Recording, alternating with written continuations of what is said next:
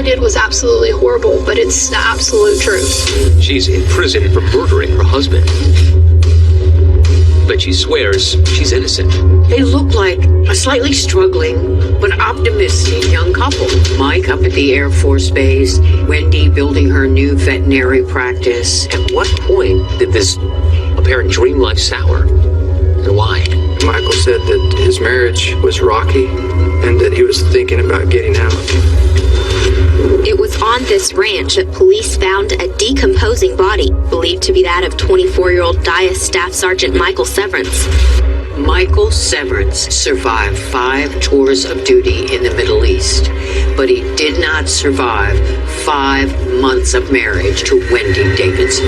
He was telling her that he had a secret mission he was going on. I said, Wendy, that man hasn't got sense enough to pour piss out of a boot.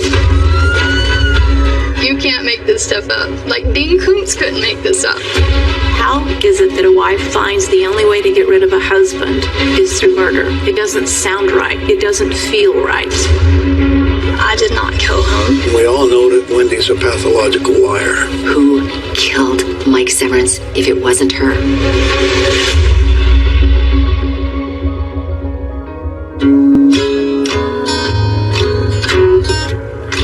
Traveling to the Gatesville Correctional Facility about an hour west of Waco.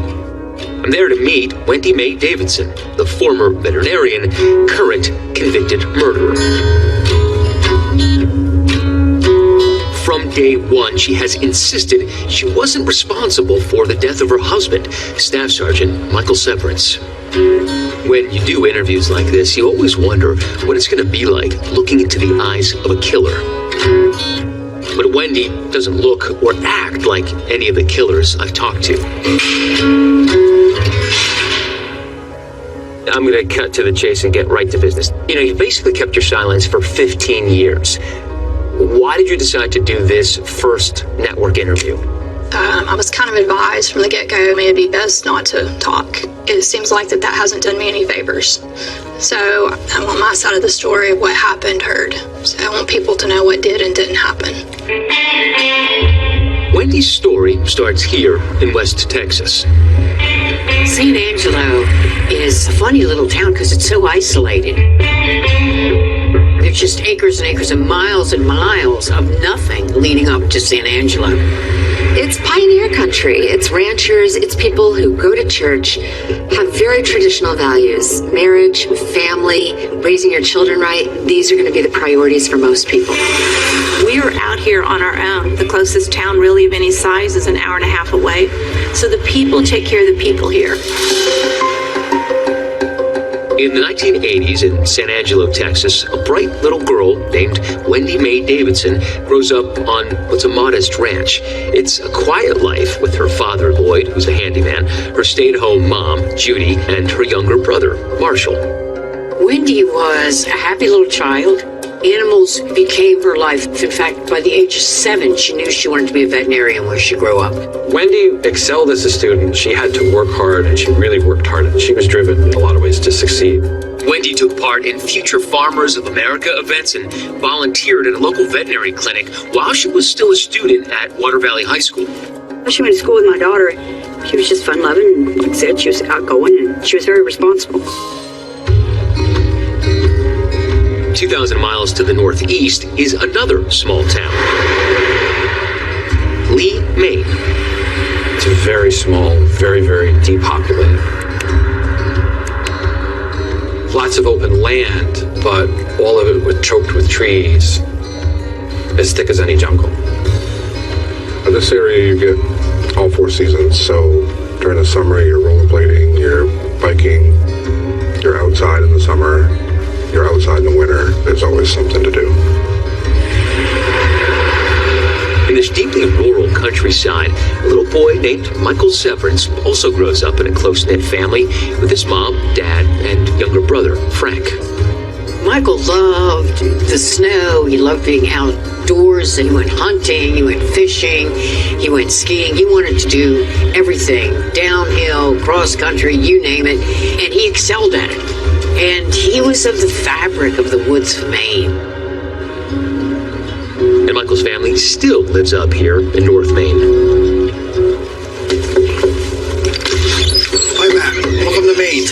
Thanks for having us. This way. Appreciate it. Thank you. Yeah, tell me about Mike. What was he like growing up? I had a great son.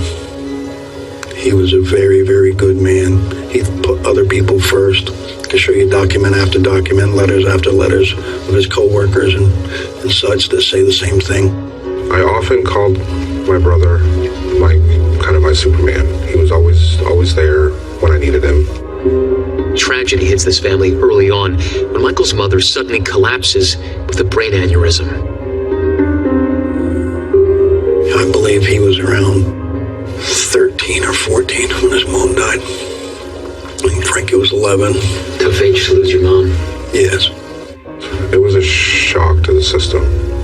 We as a family, Mike, Dad, myself, we didn't know how to function without her.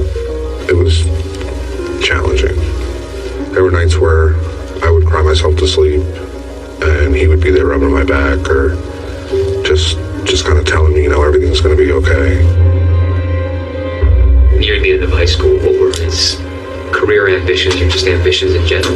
I said, I suggest the military. And a little while later, he came to me and said, Dad, I'm going to enlist in the Air Force.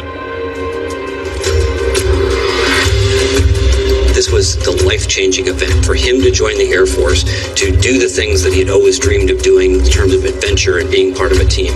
Mike was stationed at the Air Force Base in Abilene, which is about an hour and a half from San Angelo. He loved the job because of the camaraderie, because of the sense of adventure, because of the feeling he got from knowing he was doing something to serve his country. That meant a lot to him. Joining the Air Force is a turning point in Michael's life. Being a part of that Air Force team and then ending up in Texas, certainly he was a fish out of water in many ways in Texas. There are a lot of ifs about this case. If only Michael had never left Maine. If only he'd never joined the Air Force. If only he'd never been stationed in Abilene, Texas. But all of that did happen to a young man with a promising military career ahead of him. And then he met Wendy. I wish I could do it all over again. I don't think I was a terrible person. I think I just made a really horrible mistake. A lot of people were pretty certain that something was wrong. At what point did this apparent dream life sour, and why?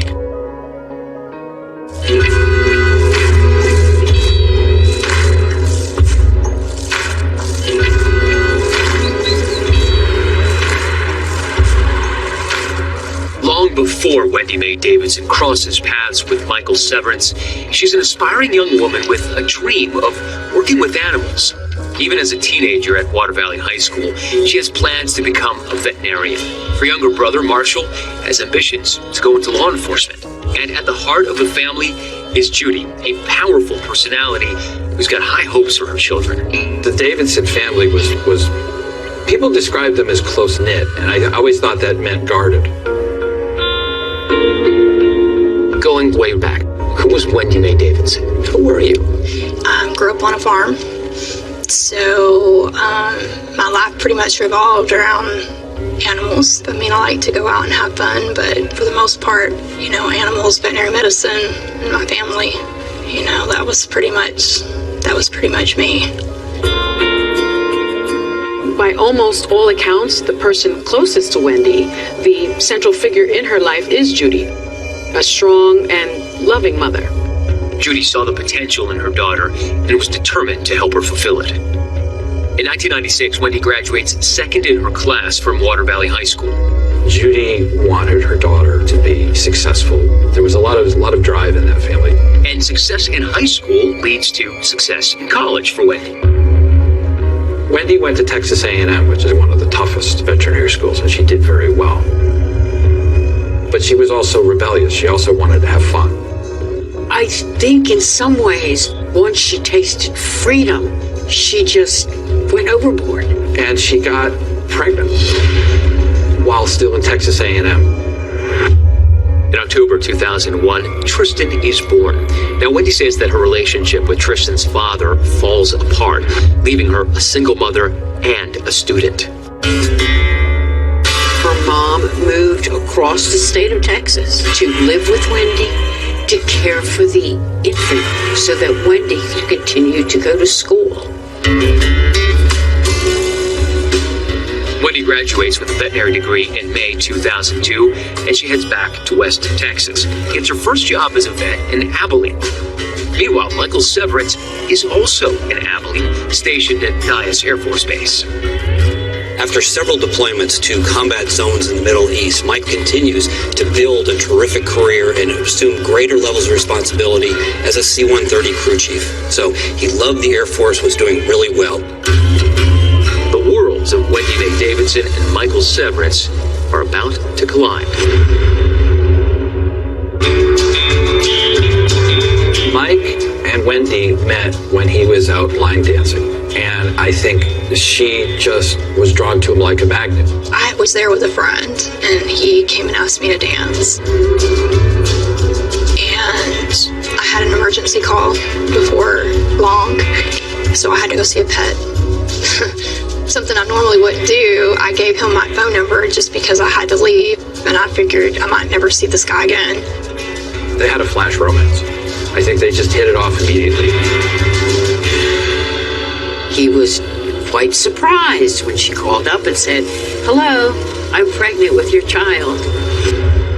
Despite only knowing each other for a couple of months, the couple decides they want to make a go of it, and Wendy introduces Mike to her family. Mike probably didn't make the best impression on the Davidsons family. They probably think he's a little bit too much of a playboy, a guy who's out at the bars trying to pick up women. Judy did not like him from the outset. Why didn't your family like Mike? I think it was probably primarily my mom. She never liked any guy I ever dated. She always felt like they weren't good enough. Mike came along, she thought that he was rude. In what way rude? One story she told me was when we were staying at her house overnight. She told me she saw him walking in the hallway to the bathroom at night in his boxer shorts, and she thought that was disrespectful. Judy described Mike as lazy and claimed he'd get angry if anyone asked him to do anything, so she said she kept her distance from him. I think she looked at him as kind of a scrub. He's come into her life, and the first thing he does is get her pregnant. So I found out I was pregnant with Shane, but it was just, things happened out of order. Kind of sounds like the pregnancy forced you into marriage. He asked me, do you want to get married now? And of course I wanted to. I wasn't going to pressure him. In September 2004, Wendy's second child, Shane, is born, and Mike makes a decision that will change his life forever. The wedding was in a Justice of the Peace office. They repeated their vows, the rings were exchanged, and that was that. Michael's dad and brother traveled to Texas for the wedding, and it feels like an immediate culture clash. Lloyd came in and he said, "You must be the dad." And I said, "I am." And he said, "Well, I'm Lloyd." We shook hands and he turned around and left. And that was pretty much it. Judy Davidson came in, pretty much just introduced herself and left. But Judy remembers the day differently. She says she bought the wedding cake, paid for the dinner, and that Mike never even thanked her. As for Les, Judy says she felt he was a bit standoffish. They were supposed to meet us all for this dinner, which they never showed up. So there was animosity right from the get-go.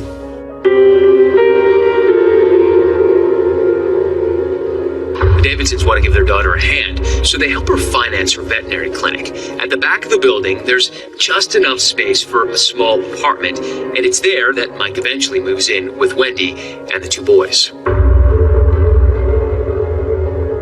It was really very small and cramped for 4 people. It wasn't a very comfortable existence. Wendy is trying to manage 2 small children, a tiny little residential area, her family, and her practice. So there's a tremendous amount of stress in this relationship for a young couple that basically are starting out with 2 young kids. And adding to these rising tensions, Michael's about to be redeployed.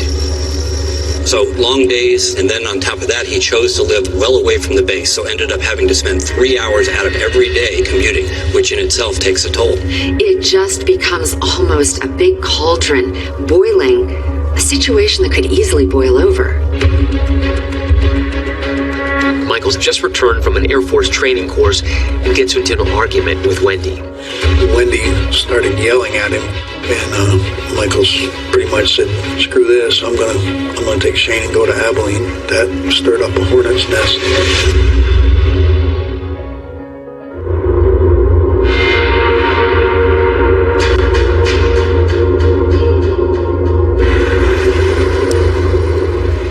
It's Thursday, January 13th. It's been 4 months to the day since Wendy married Mike. He's just gotten back from an Air Force training course and gets into an argument with Wendy. And Mike, without saying a word, took Shane and drove up to Abilene. Just to, cool off, lose steam. And he hadn't shown Shane around to his friends. He didn't tell Wendy he was leaving. He was upset with Wendy. Wendy, of course, is losing her mind trying to figure out where he is and where he has taken their son. She's calling him, but he will not answer the phone. There was a confrontation with him. When he got back, he caught hell from Wendy that he can't just take the baby whenever he likes. Mike said, "Well, it's my son too. I can take my son whenever I want." Wendy took Michael's taking off with the baby as a sign of things to come, as a warning, a portent. He's now under significant pressure at home, and Mike is also readying himself for redeployment, likely to the Middle East. We learned today of 2 more American soldiers killed in Iraq. 577 U.S. troops have died in action now since the war began.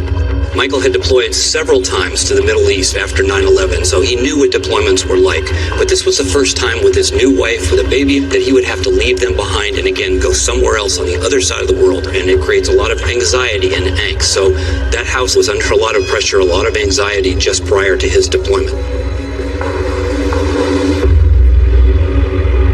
It did seem you had a guy who had a good job. Maybe he was about to be deployed, but was there for you and the children. He helped. He was loving to you. You guys had fun. At what point did this apparent dream life sour? And why? I still don't know that it ever did. Everything was fine to me, but see, I was busy. I was in the middle of trying to run this clinic I just opened, taking care of 2 little babies. The only thing that I noticed that changed with Mike was he was having a very hard time driving back and forth to Abilene every day.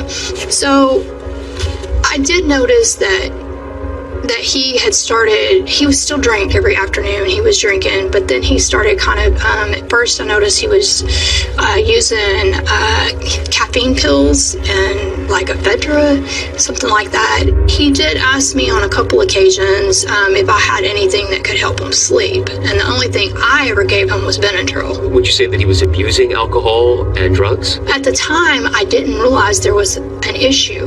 But looking back, like hindsight's 20/20 and everything. So looking back, obviously there was a problem. That's not normal. Now, despite what Wendy says, there was never any evidence that Michael had a problem with drugs or alcohol.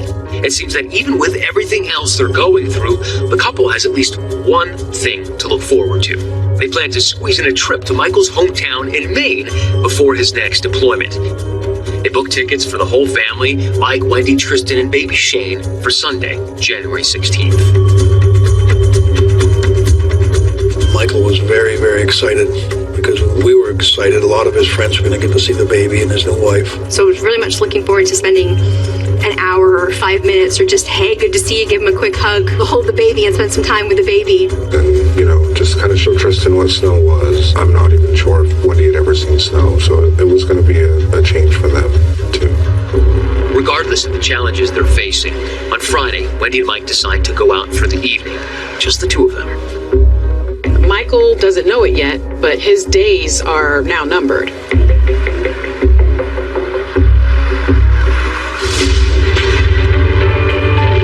That last Friday night that you went out to dinner together, probably had a few drinks. Yes. Do you remember anything about that night?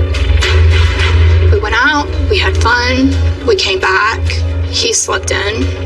Everything seemed fine to me, that night, and even the next day when I saw him. That was Friday, you saw him Saturday. Yeah, he was at the clinic. And then everything gets murky. Between Friday night and Sunday morning, we really just have Wendy's version of events. describe to me the last time that you say you saw your husband alive. Okay, so Saturday morning, I stayed at the clinic until 3. And I was going to take Shane and go get Tristan because we were supposed to go to Maine on Sunday. I saw Mike. He was in the back watching TV. And I told him that I was going to go out to my parents' house and get Tristan and I would be home in a little while. No one other than Wendy knows exactly what happens next. But one thing is for sure. Mike will never be heard from again. And Tristan started crying. He said, "Mommy, why are you crying?" And I said, "Because I don't know where Daddy is." I said, "I guess what, I'm going to go to Maine."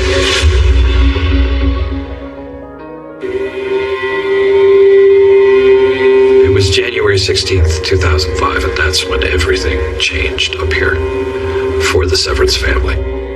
We were supposed to go to the airport and pick him up. I walked through the door and said, how come you guys aren't ready? Let's go. We gotta go down. We got an hour and a half ride to Bangor to pick Mikey and Mikey's wife and baby. We gotta get them.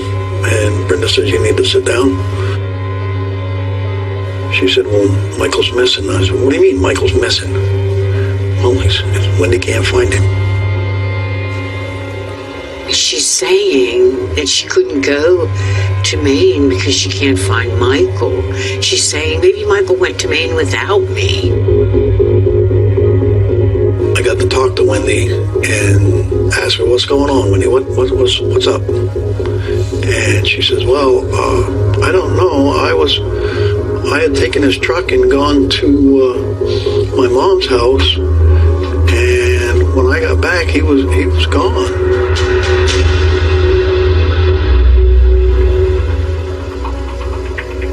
Clearly, Michael, Wendy, and the boys are not catching that flight to Maine. Instead, Wendy calls her mother, Judy. Did your parents know that Mike disappeared? When I called, I asked my mother, do you know where Mike is? And she said, no. Do you know where Mike is? And I said, well, he's not here. I don't know where he is. And she said, well, then you need to come up to the house right now. So I got the boys, went out there. I went to sleep at some point. Now, here's one of the first strange things Wendy does. Despite her parents telling her to call the police, Wendy spends that Sunday sleeping on and off throughout the day at their house. Definitely thinking, like, if my husband was missing, I wouldn't sleep. I wouldn't eat. I would be searching for him. I would be looking for him. I would be calling everybody I knew in the sun to come help me. And Wendy does eventually call the San Angelo Police Department at 6:43 p.m. that night, telling them her husband is missing. And a manhunt begins. So I knew we had a missing airman, and they were in the process of looking for him. He'd totally fallen off the radar screen, totally disappeared. The very next day, Wendy does something extraordinary. Within 24 hours, she filed for divorce. Bizarre as this sounds, Wendy does have an excuse. It wasn't her idea, she says. It was her parents. I was a zombie at this point in time, just doing whatever they said. My dad took me to the attorney's office, told him whatever. You signed the papers, though. Of course I did. They told me to sign the papers. I did what they told me to do. And I don't know why. Not only did she file for divorce, but she got a restraining order against him. A restraining order that forbid him from writing to her, being around her, talking to her on the telephone. In that request for the restraining order, Wendy claims she's worried Michael will take Shane away from her. Just a day after Mike went missing, that Wendy filed for divorce and filed for a restraining order against Mike. Red flag. In the days that follow, officers talk to Wendy and visit the clinic. On Wednesday, Wendy is interviewed by the San Angelo Police Department. She says that Saturday afternoon was the last time she saw her husband. I walked in and went anywhere. I thought, well, that's not unusual. He probably crossed a couple of wild wings or maybe with diagrams or something. So we back a little bit. Straight more worried, and I started crying. And Tristan started crying. He said, Mommy, why are you crying? And I said, because I don't know where Daddy is, and if you don't hurry up and get back, and we can't get everything packed. I said, I guess we're not going to go to Maine. So about 5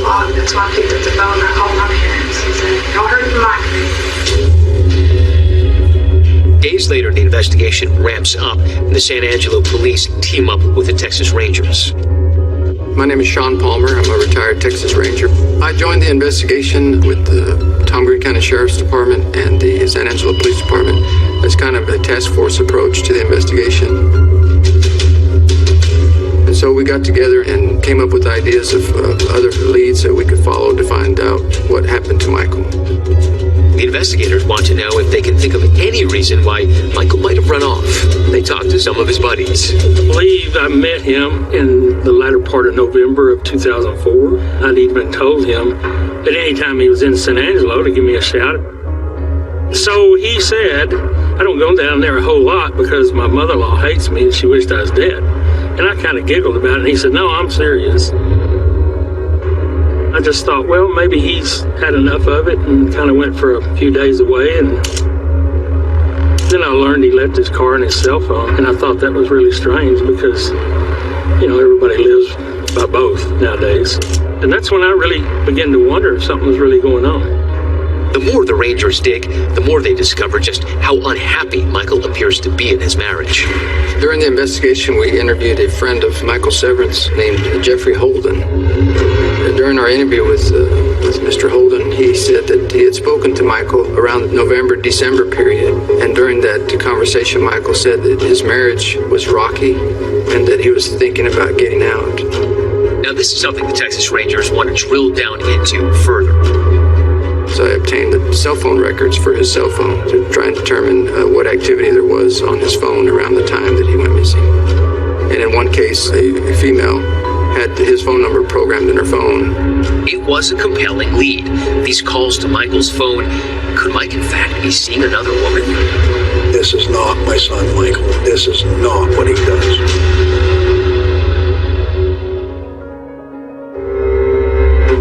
Staff Sergeant Michael Severance is missing. His newlywed wife, veterinarian Wendy Davidson, says he left their home while she was out with her family. There's no sign of him anywhere. His father, Les, is getting very anxious. At that time, were you confident of the investigation by the Texas Rangers and the San Angelo police? No, I gotta be honest. I was not. They weren't asking the right questions. When Michael doesn't show up for work, he's considered AWOL, absent without leave. But it's highly unusual for somebody that had been in the service this long to just disappear. That raised the red flags, and that's why the Air Force was so diligent. We need to find out what happened here. So they now need to get the OSI involved, the Office of Special Investigations, because this is a mystery. OSI has a lot of resources they can use on investigation, and as the investigation progresses, such as this one, where we're looking at a deserter case, there are now several law enforcement agencies joining together to investigate Michael's disappearance. The task force then goes back to the clinic and decides they need to take a closer look at the cell phone records. We were able to identify some of the phone numbers that contacted him, and in one case, a female had his phone number programmed in her phone.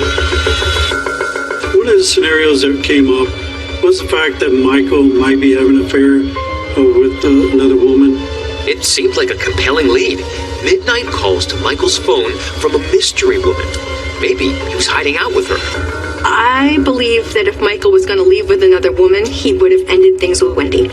He would have said, this isn't for me anymore, I want a divorce, and he would have done it the right way before he would have walked away. I don't think Mike had it in him to be a cheater or anything like that. It turns out this would-be girlfriend is just an old friend calling Michael. Nothing more than that. But when investigators talk to the Davidsons, the couple supports the other theory from their daughter Wendy, that Michael's gone AWOL. He was all concerned about, he didn't want to be deployed because he was afraid that something bad was going to happen.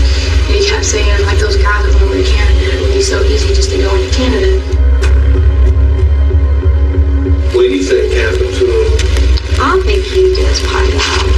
You think it strange he left with no clothes or no money? If you had met the guy, you wouldn't think it strange at all. Because, I mean, he was just one super weirdo. You think anybody hurt him or anything? He had a pretty smart mouth on him, so, you know, if he popped off at somebody, I don't know. I mean, he was obnoxious, he was rude, he was nasty. I wasn't a part of it. And I didn't want her or my babies to have any part of it.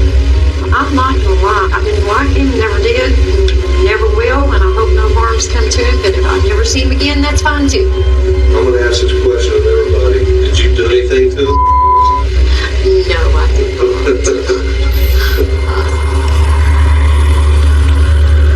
You just have a seat right there. I'll be right back. All right. Well, I asked Judy this too. I said, because I got to ask you, and I don't think anything did, but I asked her, I said, did you do anything to him? Did you hurt him, or do you know if anybody did? Do you know him? Well, I never did, and I never would. My thoughts are that at first I was leaning towards he probably hid out somewhere in Abilene because that's where most of his friends are and stuff, people that he knew. But then, the more time goes by, I think, well, maybe his family members hid him out since he always told Wendy how easy it'd be to go over in Canada from Maine. And then, according to her, he had even said something about how easy it'd be to get fake ID and stuff like this. If he had taken off to Canada or something, you wouldn't cover him. Oh, gosh, no. I'd much all have him in a minute. He was telling her that he had a secret mission he was going on.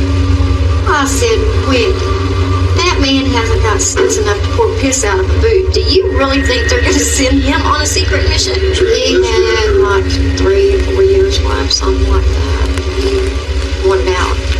He was sorry people telling him what to do. The Davidson family seemed to indicate that they believed that Michael was worried about an upcoming deployment, and so he left on his own to avoid being deployed. The task force talks to Michael's family and friends and look into his service record. Michael really loved the service. There was no indication that he was a malcontent. He liked being in the Air Force, and he had gone to Afghanistan, and he was going to do it again. His friends' minds are starting to go to some pretty dark places. I mean, things started running through my head that maybe the possibility that something had happened to him, that somebody did do something to him, It's now more than 2 weeks since Michael was last seen, and investigators search Wendy's clinic yet again. This time, they get Wendy's permission to make a copy of her computer hard drive for analysis. It'll be several weeks before the results come back. In the meantime, investigators aren't ruling anything out. They're even considering the possibility that if Michael is AWOL, maybe it's Wendy who's helping him hide out. Their next move is critical. They put Wendy under surveillance in the hope she'll lead them to where Michael might be. We were given permission to place the tracking devices on Wendy's car. With that tracker in place, the task force will know anywhere that Wendy goes, and are hoping it leads them to Michael's location. Wendy's car is recorded making a trip to the 4-7's ranch. It's about 20 miles outside of San Angelo. They noticed on the tracking download that she had spent quite a bit of time at the pond. Then on March 3rd, the results of Wendy's laptop search come in, and some bone-chilling revelations come to light. Ultimately, what became a breaking point in the investigation was when we learned about the research that she had done on the computer. When they looked in that computer, they found out that she had looked to see about body decomposition. For her to research that, it would indicate that she had some knowledge that Michael's body was in a body of water. Ranger Sean Palmer goes back to the clinic to question Wendy one more time. And at first, she seems to have answers for why she's searching the internet about decomposing bodies. She wasn't caught off guard by those questions. She explained that she had researched the decomposition of a body in water because during that time period, volunteer searchers were out searching for Michael. But he presses Wendy further, telling her he knows she's been to the 4-7's ranch, and he wants to know why. She obviously became disturbed by the information that the pond would be searched, and it caused her to kind of lose her composure that she had maintained throughout the investigation. And that's when Wendy started to feel the fire breathing down her neck. She grabbed her infant son, jumped in her car, and took off. If you're keeping score as to who's behaving like they're innocent and who's behaving like they're guilty, Wendy's behaving like she's guilty. Once police started really being on your tail, you called your brother Marshall. Yes. Wendy's brother, Marshall, is a game warden. That's a law enforcement role, and he's now in an awkward position. They agree to meet at a nearby location, Grape Creek Cemetery, and that's where Wendy May's story is about to take a major plot twist. So Marshall arrived first, and he said, "Why am I here? What are we doing here?" And she said, "I've got to tell y'all something." He said, "Well, tell me now." What happened there? I told him what had happened. That I had found Mike dead, and he dumped his body in the pond. The story Wendy tells her brother is that she came home that Saturday and found Michael dead in their living room. And in a panic, she decides to get rid of his body in a pond on the 4-7's ranch. Of course, he was a bit shocked, but she kept swearing that she hadn't killed Michael. But Wendy's revelation to her law enforcement brother Marshall is about to tear this close-knit family apart. He said, "Wendy," he said, "I'm a cop. You can't be telling me this." He was like, I can't believe you just told me this. My parents drove up, and me and my brother were telling them everything that happened, which was, that I had found him dead and he dumped his body in the pond. My brother told me that he was going to try to call an attorney, and instead he called the police. So as your brother had called the police, they came to take you away to questioning. What did you think? What was going through your mind? Did you feel betrayal at that moment? I didn't feel anything except impending doom. I was crying, vomiting. Everything was horrible. Everything. And then the bombshell. As they approach Wendy, investigators hear her say that she didn't kill Mike, but that someone else in her family did. Wendy was insisting that a member of her family had murdered Mike, and so she got rid of the body to save one of her family members from getting into trouble.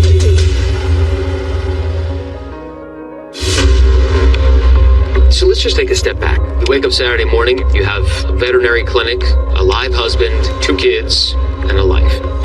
Almost all of that is gone. Wendy's revelation to her brother Marshall is about to tear this close-knit family apart. Wendy was insisting that a member of her family had murdered Mike, so she got rid of the body. Your 2 boys are in the car seats in the truck, and in the flatbed is your husband who's dead. Yes. Unfortunately, yes, that's the truth. If she didn't kill that young man, why did she throw him away? I thought if somebody killed my son, maybe somebody would try and kill my grandson. Wendy, only a guilty person disposes of a body the way you did. An innocent person calls the police. You wouldn't do anything to protect your mother or your child or your wife.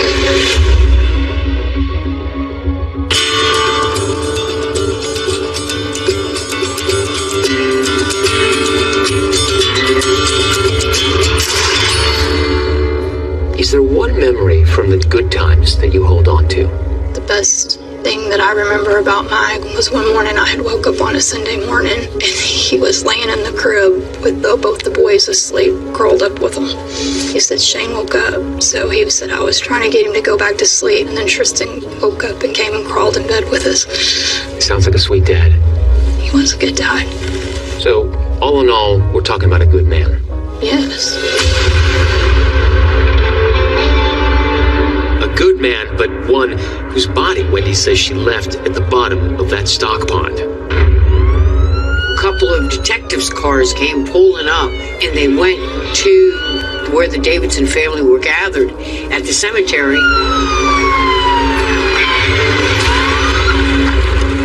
When you found your husband dead, when you say you found him dead, Right.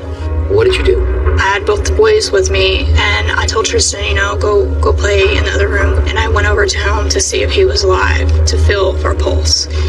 And of course, there wasn't a pulse. He was cold to the touch. Why did you call the police? I think that that's maybe what most people would have done if they didn't think that someone in their family was involved. This is what I thought. He's dead. I can't bring him back. I can't save him. But if my mother is involved in this, I can save her. So I made the horrible, horrible decision that I was going to move his body and just pretend he went missing. Wendy was insisting that a member of her family had murdered Mike, and so she got rid of the body to save one of her family members from getting into trouble. How do you make that leap to my mother must have done this? And then another huge leap back to going, oh, well, I have a decision to make. Because even if my mother must have done this, you probably still should be calling 911. Wendy's put in the back of the patrol car and taken from the cemetery to the police station for what's going to be a very long night. And by the time Wendy gets into the interrogation room, she's suddenly doing a lot less talking. We gotta know from you, why this all happened. But I'm not talking to you. And that's just about all the police get from Wendy that night. Now, Wendy's brother Marshall is also interviewed by police that night about his sister's shocking revelations. What happened this evening? That wasn't out there. Well, I don't know if I should tell you either. But, I mean, basically, she did something, but she didn't kill him, hurt him, anything like that. But she knows where he's at. She's like, well, I didn't do anything, this and that. Now, in the interview room is Wendy's mother, Judy, who, given the circumstances, seemingly has no problem with the fact that her son called the police on his sister. She's pretty upset with you. Well, and I know she is, but he did the right thing. He did the right thing, and I know he's going to catch flack for her, but he did the right thing. Did Wendy call y'all at the house, or did she call your son, Marshall? She called my house. I answered the phone, and she said to everybody come to the cemetery. Did she say, was there blood? Did she say she just found him dead, or? She just found him dead. She said, I didn't do it, but I moved it. She thought that I had done something, or one of us. Did you have anything to do with what happened to Mike? I thought he had run away. No. I understand that's purpose. No, it's not. But I know you have to ask it, and he knows that I hated it, but I would never, ever. I couldn't even know thought that I could. And now, Wendy's father, Lloyd, confronted with his daughter's unthinkable accusations. What did she say she found? She said she walked in and said he was laying in the floor in boxer shorts. She went over and looked at him and said he was dead. And I said, whoa. I said, well, how did he die or whatever? She said, well, I don't know. I said, it didn't seem like anybody had shot him or anything. She said he was just laying there dead. What did she do? What did she say she did then? She just said that's why she was so scared. She said she just knew that since we had keys and stuff, that just knew one of us had done it. Were you kind of surprised that she thought y'all had killed him? Well, yes, I was kinda, but not totally shocked because she knew that Judy hated me. I've never heard Judy threaten killing. And what about Lloyd and Judy urging Wendy to go to that lawyer to file for divorce? Was it John's idea or was it Wendy's idea to file for divorce? That was ours and especially Judy's, because we said, if he's starting to pull that kind of stuff, it's going to do nothing but get worse. I mean, he's already getting drunk all the time. He's already running off with the baby and stuff. You don't need that.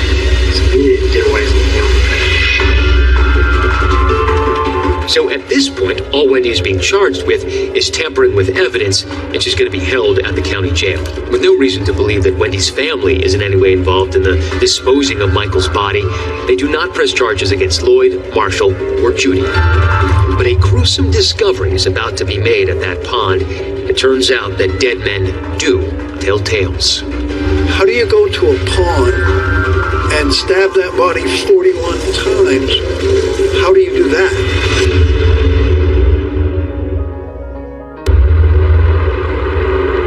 I was coming home from hanging out with some friends, pulled in the driveway, and the car with government plates was in our driveway at 9, 10, 11 o'clock at night. That's not a good sign. Walked down over the driveway, and Dad said he's gone.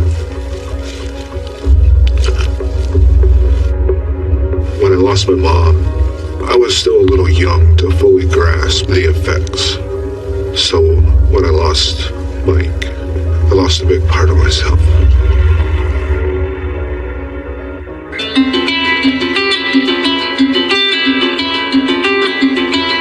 So what do we have here? This is Michael in front of his aircraft, C-130. It's hard to convey to people what kind of a person your son is, because everybody has a great son. He said to me one day, Dad, I want to be a truck driver. I want to haul logs. And I sat him down and I said, Michael, you only know Lee, Maine. You need to go out and see the world and then decide if you want to come home and be a truck driver and haul logs in Lee, Maine. So I suggest the military. But if I hadn't have said that, if I'd have said, go ahead and be a truck driver, Mike, he might be coming through the door right now.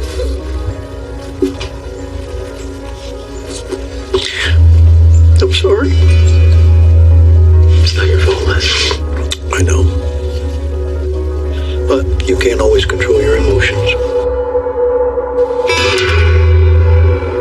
And now the true horror of what had happened to Michael Severance is about to unfold. The investigative team makes its way to the 4-7's ranch. To get to this ranch, you travel 7 miles north of the city limits on U.S. Highway 87. You'll turn on one of the side paved roads and follow it for about 3 miles. There were approximately 10 investigators along with the Texas Department of Public Safety dive team. It's not a great big pond.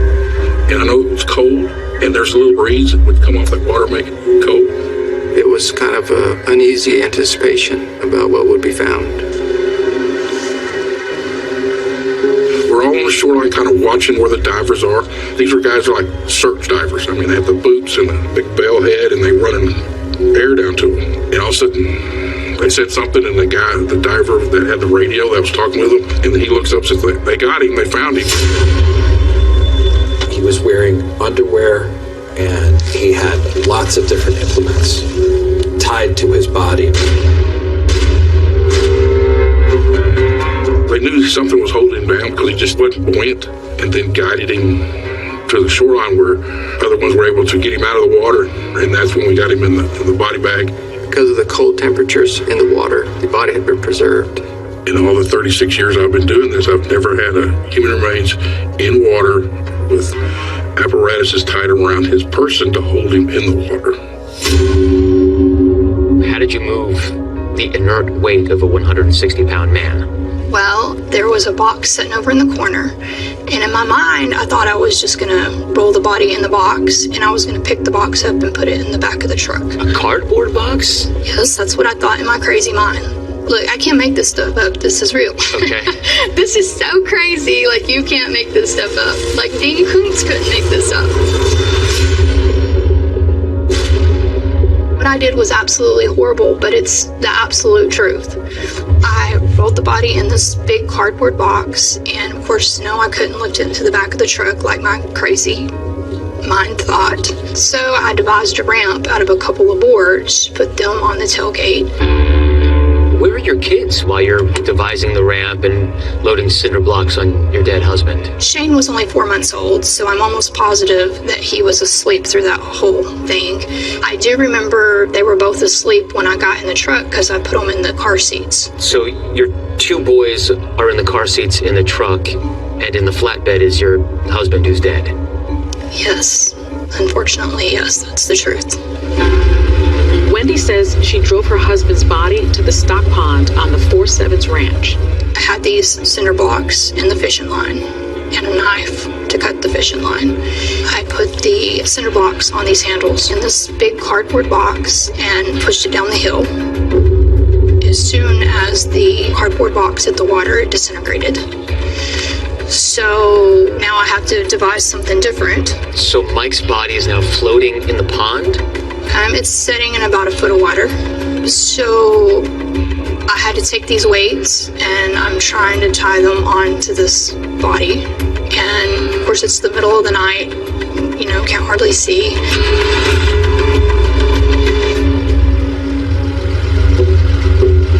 And there's one other grisly detail the police now discover. Michael's body is covered in puncture wounds, 41 of them, suggesting he had been stabbed to death. His body is taken to the medical examiner's office to determine the cause of death. The main thing I think we came out of this was there were a number of stab wounds. They were in some sort of like cluster, but I don't believe a single wound would be considered lethal or would generate a death to the individual. I think the conclusion was these were post-mortem stab wounds. If the stab wounds didn't cause Michael's death, why were they there? I knew air made bodies float, so I decided to make holes in the body, vent holes, so the air could escape. So you were actually stabbing your dead husband's abdomen to make these holes so that gases could escape? Yes. She really thought that nobody would find the body at the bottom of that pond. She took a gamble, sure, but taking gambles never seemed to bother Wendy. So if it wasn't drowning or the stab wounds, investigators now have to wait for the toxicology report to reveal the cause of death. They had found animal tranquilizers in her system. And how will the Chihuahua named Dweezy finally break the case wide open?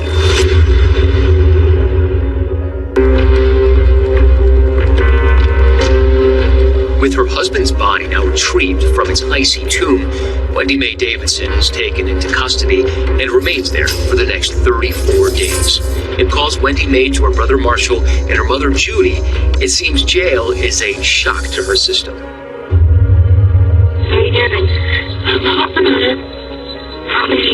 I'll be much brighter when I get out of this little hope. It's about to drive me insane. Because there's no TV. I'm out here. The only girl that I'm talking about, she was actually paralegal. So I didn't talk to her about my case at all. And then Judy gives Wendy some savvy advice. I know, I didn't say nothing. Then, with her brother Marshall, it's sounding like Wendy is starting to worry about Michael's toxicology report, which her lawyer told her is about to be released. They sent samples off to some medical labs to see my toxicology.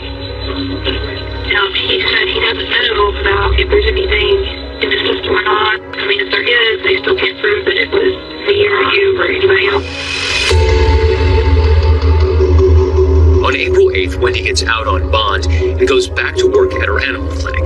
And then the toxicology report on Michael comes back. It reveals exactly what was in his system. We are very confident that the cause of death was due to the combined toxicity of 3 drugs, phenytoin, pentobarbital, and phenobarbital. That was why the person died. It was not the stab wounds. It was not a drowning. It was not because they were weighted down. There was no lethal blunt force trauma. This is the cause of death. It's the taking of these drugs. Now, that toxic cocktail of 3 drugs is a showstopper for investigators. Why? Because of what those drugs are used for. The first thing the medical examiner found when he got the body was that he had been poisoned with medications that veterinarians use usually to tranquilize or euthanize animals. When we find out that he had been euthanized, it's kind of signed, sealed, delivered, right? She's a veterinarian, and they had found animal tranquilizers in his system. Kind of writes itself from there. Armed with this new information, the task force conducts yet another search of Wendy's vet clinic.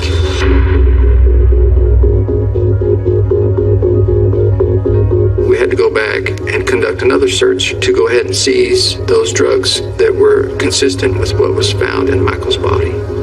Now, Now, keep in mind, Wendy's been out of jail for a couple of days now. She's back at work at her animal clinic when police arrived to conduct that search. Phenobarbital is a controlled substance. Its dispensing must be documented in controlled substance logs. We seize controlled substance logs from the clinic. They find crumpled up records in the trash can. The records belonged to a dog named Wheezy. He'd apparently been prescribed a large dose of phenobarbital for his seizures. Little Wheezy, the Chihuahua, did not receive the kind of medication that was now on his record. Such a large dose of phenobarbital would not be used to treat such a small animal.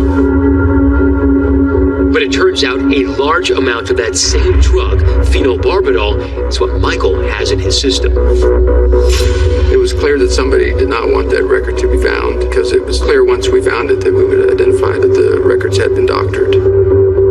Now, Wheezy is just fine, but is that crumpled record in the trash just a clumsy attempt to cover up that missing phenobarbital? Those were her drug logs. Those were her drug books. They weren't somebody else's. She's responsible for the drugs. She's responsible for the logs. She's responsible for trying to change the logs. I believe that there were false documents written by you purporting to show that a Chihuahua named Wheezy was the one who received the drugs that actually killed your husband. No, that's not true. But you did falsify veterinary documents about the use of medication for your animals. That's not true, though. The only thing Did you not falsify documents? No, there was nothing falsified. And here's where things really go sideways. All along, Wendy has been claiming she thought Michael was murdered. But now, in the same interview, she's about to completely change her story. Somebody planned to kill him. Somebody had access to the drugs in the clinic. And only one person here is a vet, and that was you. But nobody takes into account that he had access to this. He's not the only one. Everybody at that clinic had access to this, but he certainly had access to this. So why didn't you say that at the time? And you also basically, accused your mother, and only now do you realize that it might have been a fatal overdose? I didn't know drugs were involved until I read it in the newspaper. That's how I found out that the cause of death. My aunt called whenever that was, 2-3 months after he was dead. It appears that Wendy Davidson has changed her story from believing that one of her family members killed Mike, and that's why she disposed of the body, to now that possibly Michael either accidentally or intentionally took his own life. So could Michael have taken the drugs himself? The medical examiner on this case says that even if Michael used drugs, as Wendy alleges, they're not the typical kind of drugs that a user would go looking for. If we're talking about drugs to go to sleep, generally we're not looking at pentobarbital or phenobarbital or phenytoin. This isn't generally what you take to decide to take a nap or go to sleep. Is that a possibility? Somebody could say that, but it didn't make sense. Remember, Wendy says she allegedly saw Michael abusing alcohol and possibly drugs. She recalled caffeine pills and maybe ephedra. What she wants us to believe is that Mike somehow made this huge leap from taking oral medications to injectable medications. At this stage of the game, we all know that Wendy's a pathological liar. She has told so many different stories that you cannot believe anything that Wendy says. The toxicology report and the missing euthanizing drugs are enough for the grand jury to indict Wendy for the murder of her husband. Ultimately, authorities reject Wendy's claim that someone in her family was involved in Michael's murder. But soon enough, Wendy finds herself in yet another mess. And this time, it's her son who's in danger. Tristan was found on his little tricycle across 2 busy lanes of traffic, unsupervised, while his mother was in a bar.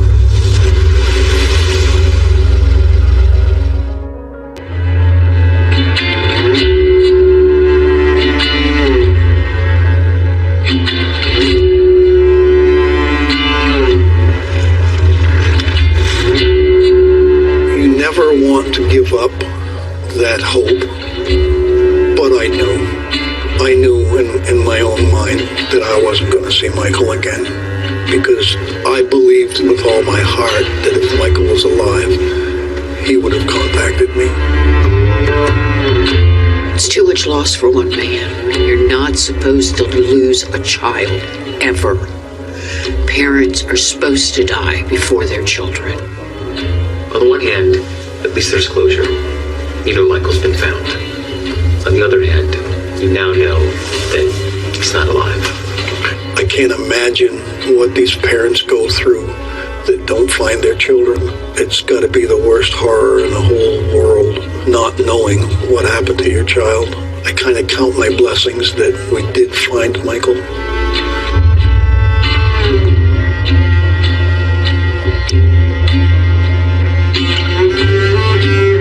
Michael is buried in Maine with full military honors.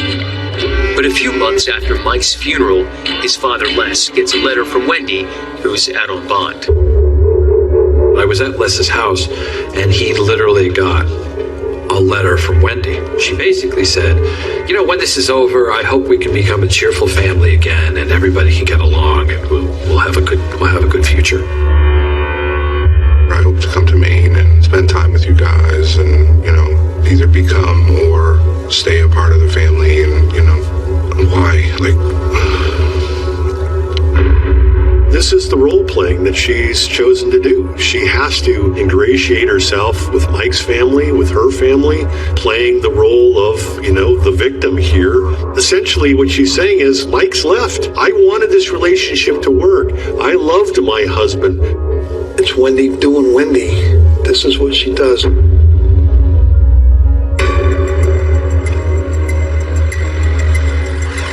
It's a hot summer night, and Wendy leaves her older son, Tristan, she thinks, asleep in bed, while she goes out to a local bar called Graham's Central Station.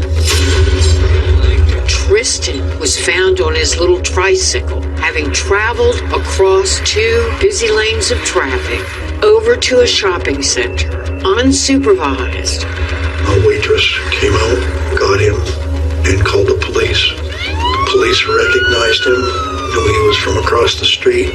They took him back to the clinic.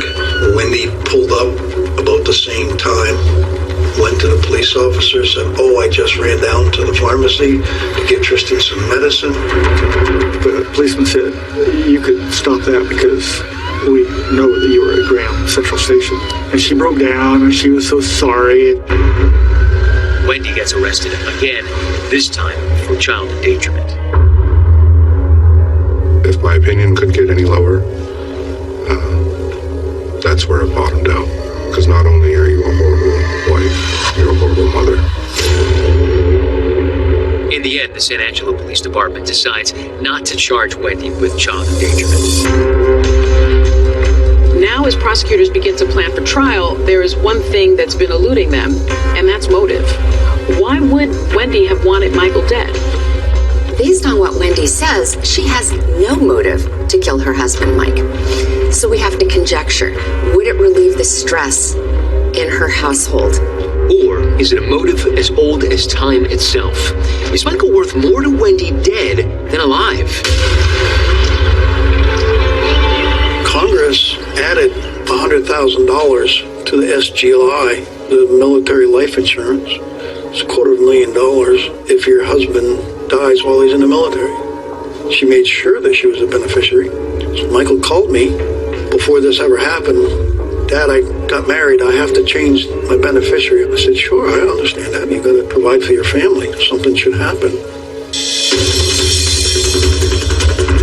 The trial date is set. The prosecution has, it thinks, a cut and dried case. That is until Wendy's defense team pulls an ace out of its sleeve.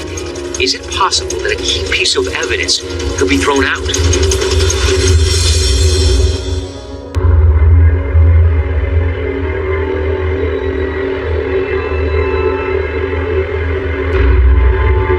Wendy, did you murder your husband? I didn't. If not you, then who? The first thing that I would do if I was an investigator, if I found a body in a pond, of course you're going to think foul play. And you're going to think the spouse. That's always what they think. That's the first thing. Because most often it is the spouse. Sure. She's just kind of like, it's horrible, it's unbelievable, I know. Believe me, don't believe me, I wanted you to hear my side of the story. And that's a really hard thing to do convincingly if you're lying. Her point of view, is it reliable or unreliable? Is she lying or is she manipulating us? We have to go with the facts of the case.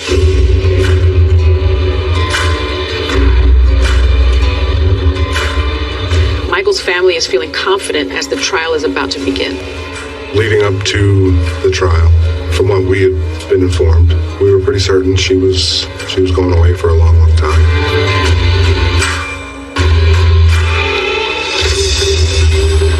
Wendy's defense quickly play their ace. They file a motion to suppress the evidence gained from the tracking device on her car, claiming it was illegally obtained. Wendy Davidson's attorneys tried to argue that the evidence obtained from the GPS was improperly collected. Generally, police officers need, by law, to get a court order to allow them to attach a tracker to a person's vehicle. Now, Wendy is banking her whole future on this one legal technicality, and her lawyers are confident. Don't worry, we're going to get this whole thing tossed because they didn't have a warrant. Without the evidence from the tracker, the prosecution would be struggling to make a case. Wendy would get off on a technicality. Based on the fact that OSI followed the rule of law at the time that we gained the permissions and approval to utilize tracking devices, I was not concerned with the outcome. So it isn't the San Angelo police who put the tracker on the car, it's OSI, and they operate under different rules and regulations. We were looking for a deserter, and that was our reason why we utilized the tracking devices, to see if that would bring forth a discovery of Michael Severance. And the judge rules in favor of the prosecution. The tracker was legal, and therefore the evidence gained via the tracker is admissible. If they had succeeded, they probably would have taken the guts right out of the case against Wendy, because it was her movement in and around the stock pond and the ranch that led police to the discovery of Michael's body in the first place. Wendy's defense has taken a huge hit. What happens next absolutely stuns the Severance family. Last minute, we're sitting in a room waiting for the trial to start, and the DA comes in and has a conversation with Dad, and they usher us into the courtroom, and Wendy pled no contest. So when Wendy's defense team loses this legal argument about the GPS trackers, it's really harmful to their case. At this point, her lawyers, based on the evidence that the prosecution has, recommends that Wendy take that plea. Basically saying, I'm not saying I committed this homicide. What I'm agreeing to is that if we were to go to trial, that the prosecution has enough evidence that I would likely be convicted. The easiest way to explain that, from my understanding, is admitting guilt without admitting guilt. The judge rules there is enough evidence to support the no contest plea. He finds Wendy guilty of murder. Her sentence, 25 years. The truth is, once she took that plea, no contest, she was saying, in essence, she was guilty. Those who were in the courtroom say they saw Wendy collapse onto the floor, sobbing. Her mom, Judy, is in tears. What was your reaction to the judge pronouncing you guilty? I think I was just in shock, and I was horrified. I mean, by everything. I mean, I never went to trial. I never got to give my side of the story. That plea deal leaves the Severance family feeling deeply unsatisfied. She should have got life. The death penalty would have been fine with me. I don't understand it. You're somebody out fighting for your country. What more can you ask for of a person than to go fight for your country? I don't think forgiveness is in my heart. Wendy is taken to Tom Green County Jail, where she lobs another grenade. So she writes a letter to the judge and basically tells the judge, you can't send me to prison because I'm pregnant.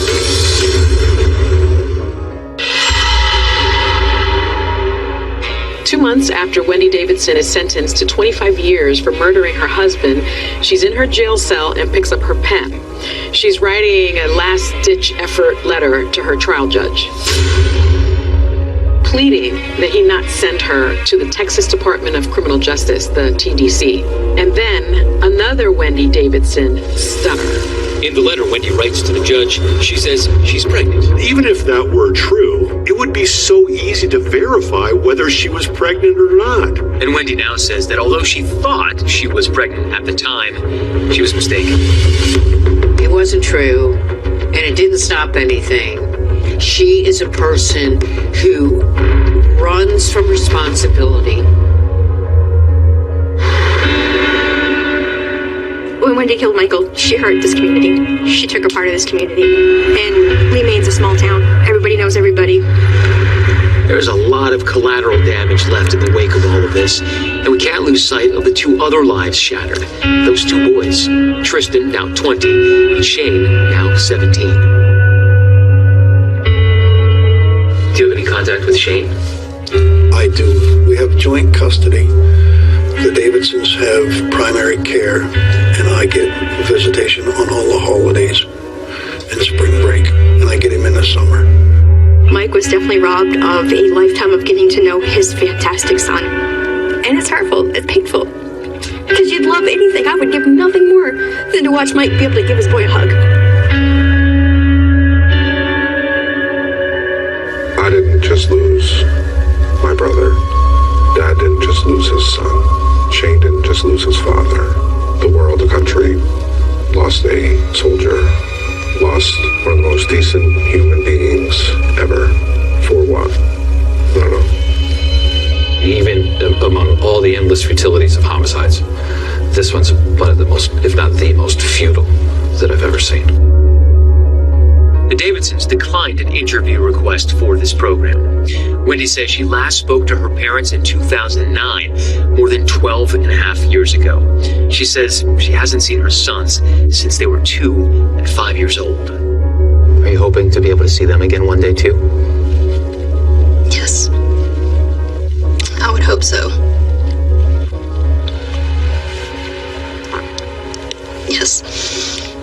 At the start of our interview, Wendy told us she wanted to tell her side of the story. And now, having served 15 of her 25-year sentence, she still seems disappointed that she never got her day in court. And she still refuses to confess to Michael's murder. Would you say that in all of this story, Wendy Mae Davidson is a victim? No. I think my husband was a victim. I think my children were victims. I think Mike's family are victims. I did what I did. I think it was horrible. I think that I made a bad choice. There were better choices to be made, but I still didn't kill him. What I did was horrible. There's no excuse. I mean, I might have had crazy reasons in my head, but there's no excuse. Whatever Wendy might say she did or didn't do, the authorities have absolutely no doubts about the facts of this case. I can speak to the fact that 100% certainty that we found no evidence that anybody else but Wendy Davidson was responsible for Michael's murder. What strikes me after leaving the Gatesville Correctional Facility and then needing Les is how raw the pain still is for Les Severance. Wendy was kind of happy because she didn't get life. She got 25 years. She'll be out in a little while, walking the streets. Michael's not out. He got life. He's gone. She took his life. That's forever. And we should note tonight